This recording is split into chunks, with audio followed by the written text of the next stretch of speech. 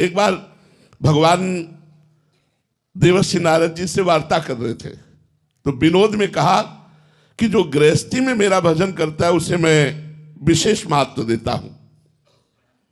तो देवर्षि नारद जी ने कहा, प्रभु विरक्त पूरे जीवन जलता रहता है, कोई मनोरंजन नहीं, कोई मन से संसार के भोगों का त्याग करके भगवान में लगाना, कोई मन को भोगों में नहीं, बड़ा कष्टमय जीवन है ये, बड़ा कष्टमय जीवन तपस्वी का। ईमानदारी से अगर चला जाए, बेईमानी से चला जाए तो वो बात अलग है कि अपना मनमानी करो, लेकिन अगर ईमानदारी से चला जाए तो बड़ा कष्टमय जीवन है। केवल भगवदानंद, संसार के आनंद का त्याग करते हुए चलना होता है। तो देवर्षि नारद जी ने कहा, गृहस्थ भक्त को आप प्राथमिकता क्यों देते हैं? तो उनका, देवर्षि नारद जी से एक काम करोगे? भगवान ने एकदम बात घुमा दी, एक कटोरे में घी भर करके दिया और कहा, मेरे आसन की परिक्रमा लगाओ, एक सुदर्शन चक्र हमारा पीछे चलेगा, एक बूंद भी नहीं गिरना चाहिए, भगवद आज्ञा। बोले कितनी बार नारायण नारायण कहा? बोले नारायण नारायण, पूरी चित्त वृत्ति इस कटोरे में लगी थी कि एक बूंद घी गिरा तो सुदर्शन चक्र पीछे है।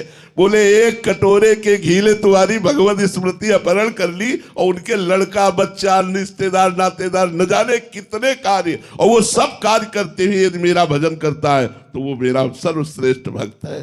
तो बात समझते हो, गृहस्थी और विरक्ति ये दो मार्ग भगवान ने बनाए हैं, और दोनों मार्ग अगर अपनी अपनी ईमानदारी से धर्म से चला जाए तो दोनों मार्गों को भगवत प्राप्ति होती है। पर विरक्त मार्ग गुरु मार्ग है, गृहस्थ का गुरु मार्ग है।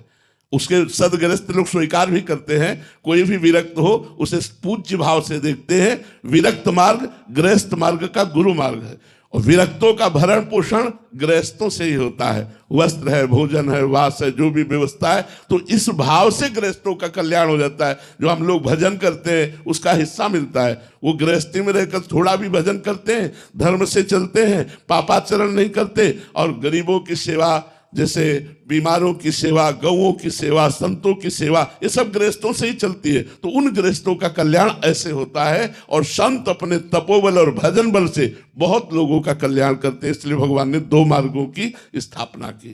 तो भगवान ने जिसको जिस मार्ग के लायक चुना उस मार्ग में चला रहे हैं। हम लोगों को चुना, भगवान ने चुना और संसार से खींचकर इस मार्ग में चलाया।